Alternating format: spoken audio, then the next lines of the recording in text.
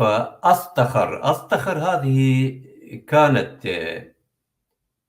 عاصمة الإمبراطورية الساسانية قبل انتقال العاصمة إلى ماديان تيسفون أو المدائن كما يسميها العرب.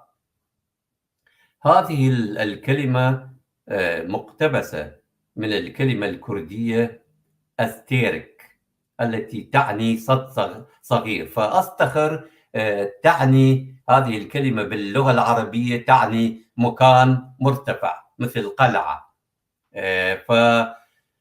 فباللغة الكردية أستيرك تعني صد صغير، فاقتبسها العرب وأصبحت تعني منطقة مرتفعة. اقتبس الفرس هذه الكلمة الكردية وحوروها إلى